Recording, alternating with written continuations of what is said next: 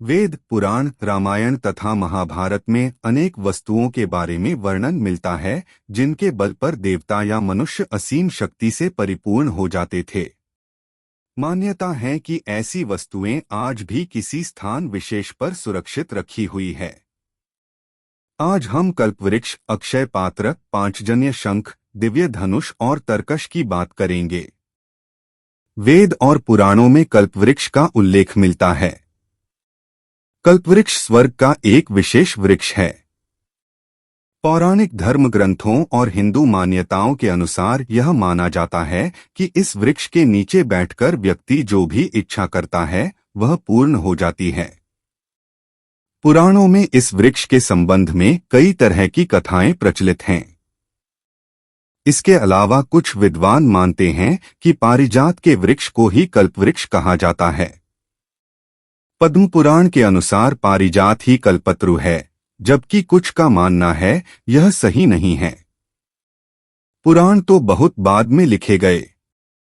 दरअसल कल्पवृक्ष को कल्पवृक्ष इसलिए कहा जाता है कि इसकी उम्र एक कल्प बताई गई है। एक कल्प 14 मनवंतर का होता है और एक मनवंतर लगभग 30,84,48,000 वर्ष का होता है। इसका मतलब कल्प वृक्ष प्रलयकाल में भी जिंदा रहता है।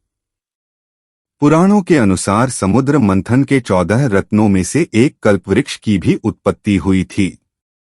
समुद्र मंथन से प्राप्त यह वृक्ष देवराज इंद्र को दे दिया गया था और इंद्र ने इसकी स्थापना सुरकानन वन, हिमालय के उत्तर में कर दी थी। माना जाता है कि धरती के किसी न किसी कोने में आज भी कल्पवृक्ष कहीं न कहीं जरूर होगा। हो सकता है कि यह हिमालय के किसी दुर्गम स्थान पर मिले। अक्सर यह चमत्कारिक अक्षय पात्र प्राचीन ऋषिमुनियों के पास हुआ करता था। अक्षय का अर्थ जिसका कभी क्षय या नाश न हो। दरअसल एक ऐसा पात्र जिसमें से कभी भी अन्न और जल समाप्त नहीं होता। जब भी उसमें हाथ डालो तो खाने की मनचाही वस्तु निकाली जा सकती है। महाभारत में अक्षय पात्र संबंधित एक कथा है।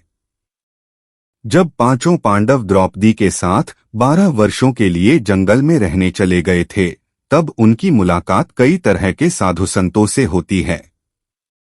कुटिया बनाकर रहने के बाद उनके यहाँ भ्रमणशील साधु संतों के जत्थे उनसे मिलने के लिए या कुटिया में प्रवास करने के लिए आते थे। अब पांचों पांडवों सहित द्रौपदी के समक्ष यही प्रश्न होता था कि वे 6 प्राणी अकेले भोजन कैसे करें और उन सैकड़ों हजारों के लिए भोजन कहां से आए। तब पुरोहित धौम्य उन्हें सूर्य की 108 नामों के साथ आराधना करने के लिए कहते हैं। युधिष्ठिर इन नामों का बड़ी आस्था के साथ जाप करते हैं। अंत में भगवान सूर्य प्रसन्न होकर युधिष्ठिर के पास प्रकट होकर पूछते हैं कि इस पूजा अर्चना का आशय क्या है। युधिष्ठिर कहते हैं कि हे प्रभु, मैं हजारों लोगों को भोजन कराने में असमर्थ हूं। मैं आपसे अन्न की अपेक्षा रखता हूं। किस युक्ति से हजारों लोगों को खिलाया जाए, ऐसा कोई साधन मांगता हूं। तब सूर्यदेव एक तांबे का पात्र देकर उन्हें कहते हैं, युधिष्ठिर, तुम्हारी कामना पूर्ण हो। मैं 12 वर्ष तक तुम्हें अन्नदान करूंगा। यह तांबे का बर्तन मैं तुम्हें देता हूं।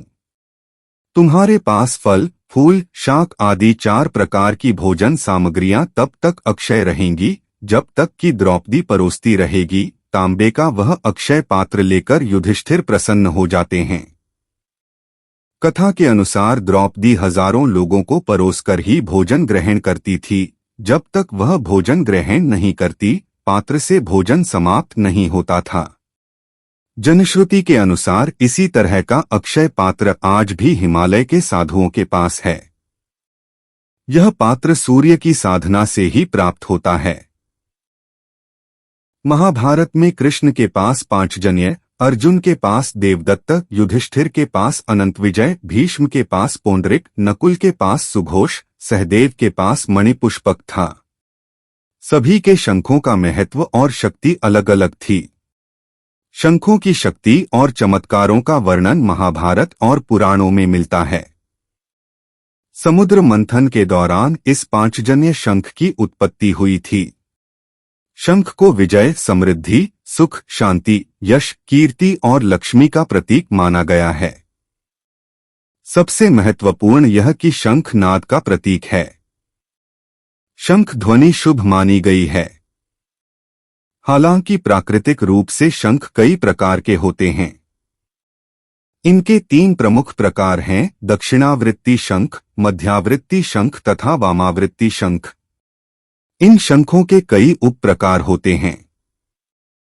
प्रमुख शंख लक्ष्मी शंख, गोमुखी शंख, कामधेनु शंख, विष्णु शंख, देव शंख, चक्र शंख, पौंड्र शंख, सुघोष शंख, गरुड़ शंख, मणिपुष्पक शंख, राक्षस शंख, शनि शंख, राहु शंख, केतु शंख, शेषनाग शंख, कच्छप शंख आदि प्रकार के होते हैं, लेकिन पांचजन्य शंख इन सभी से अलग था।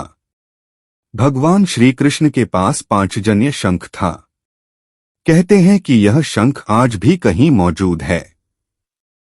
इस शंख के हरियाणा के करनाल में होने के बारे में कहा जाता रहा है।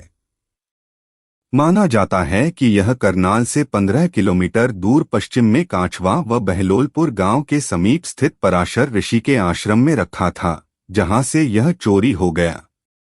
यहां हिंदू धर्म से जुड़ी कई बेशकीमती वस्तुएं थीं। मान्यता है कि भगवान श्री कृष्ण ने महाभारत युद्ध के बाद अपना पांचजन्य शंख पराशर ऋषि तीर्थ में रखा था। हालांकि कुछ लोगों का मानना है कि श्री कृष्ण का यह शंख आदि बद्री में सुरक्षित रखा है। महाभारत युद्ध में श्री कृष्ण अपने पांचजन्य शंख से पांडव सेना में उत्साह का संचार ही नहीं करते थे, बल्कि इससे कौरवों की सेना में भय व्याप्त हो जाता था। इसकी ध्वनि सिंह गर्जना से भी कहीं ज्यादा भयानक थी। इस शंख को विजय व यश का प्रतीक माना जाता है। इसमें 5 अंगुलियों की आकृति होती है। हालांकि पांचजन्य शंख अब भी मिलते हैं, लेकिन वे सभी चमत्कारिक नहीं हैं। इन्हें घर को वास्तु दोषों से मुक्त रखने के लिए स्थापित किया जाता है। यह राहु और केतु के दुष्प्रभावों को भी कम करता है। दधीची ऋषि ने देश के हित में अपनी हड्डियों का दान कर दिया था। उनकी हड्डियों से 3 धनुष बने, 1 गांडीव, 2 पिनाक और 3 सारंग। इसके अलावा उनकी छाती की हड्डियों से इंद्र का वज्र बनाया गया। इंद्र ने यह वज्र कर्ण को दे दिया था। पिनाक शिव के पास था, जिसे रावण ने ले लिया था। रावण से यह परशुराम के पास चला गया। परशुराम ने इसे राजा जनक को दे दिया था। राजा जनक की सभा में श्री राम ने इसे तोड़ दिया था। सारंग विष्णु के पास था। विष्णु से यह राम के पास गया और बाद में श्री कृष्ण के पास आ गया था। गांडीव अग्निदेव के पास था, जिसे अर्जुन ने ले लिया था। पौराणिक कथाओं के अनुसार एक ऐसा धनुष, तीर और तरकश है जिसका कभी नाश नहीं हो सकता। यह तीर चलाने के बाद दोबारा व्यक्ति के पास लौट आता है और तरकश में कभी तीर या बाण समाप्त नहीं होते। सबसे पहले ऐसा ही एक तीर राजा बलि के पास था। भृगुवंशियों ने राजा बलि से विश्वजीत के लिए एक यज्ञ करवाया। उस यज्ञ से अग्निदेव प्रकट हुए और उन्होंने राजा बलि को सोने का दिव्य रक्ष, घोड़े एवं दिव्य धनुष तथा 2 अक्षय तीर दिए। प्रहलाद ने कभी न मुरझाने वाली दिव्य माला दी और शुक्राचार्य ने दिव्य शंख दिया। इस प्रकार दिव्य अस्त्र शस्त्रों से सुसज्जित होकर राजा बलि ने इंद्र को पराजित कर दिया था। राजा बलि इन दिव्य धनुष और बाण की बदौलत तीनों लोकों पर राज करने लगा था। उसी तरह की एक कथा है कि श्वेतकी के यज्ञ में निरंतर 12 वर्षों तक घृतपान करने के बाद अग्निदेव को तृप्ति के साथ साथ अपच भी हो गया। तब वे ब्रह्मा के पास गए। ब्रह्मा ने कहा कि यदि वे खांडव वन को जला देंगे तो वहां रहने वाले विभिन्न जंतुओं से तृप्त होने पर उनकी अरुचि भी समाप्त हो जाएगी। अग्निदेव ने कई बार प्रयत्न किया, किंतु इंद्र ने तक्षक, नाग तथा जानवरों की रक्षा हेतु खांडव वन नहीं जलाने दिया। अग्नि दोबारा ब्रह्मा के पास पहुंचे। ब्रह्मा से कहा कि अर्जुन तथा कृष्ण खांडव वन के निकट बैठे हैं, उनसे प्रार्थना करें। तब अग्निदेव ने दोनों से भोजन के रूप में खांडव वन की याचना की। अर्जुन के यह कहने पर भी कि उसके पास वेग वहन करने वाला कोई धनुष, अमित बाणों से युक्त तरकश तथा वेगवान रथ नहीं है। अग्निदेव ने वरुण देव का आवाहन करके गांडीव धनुष, अक्षय तरकश, दिव्य घोड़ों से जुटा हुआ एक रथ, जिस पर कपि ध्वज लगी थी, लेकर अर्जुन को समर्पित किया। बाद में अग्निदेव ने कृष्ण को एक चक्र समर्पित किया। तदनंतर अग्निदेव ने खांडव वन को सब ओर से प्रज्वलित कर दिया। इंद्र सहित सभी देवता खांडव वन को बचाने के लिए आए, लेकिन उनका सामना कृष्ण और अर्जुन से हुआ। अंततोगत्वा सभी हार गए।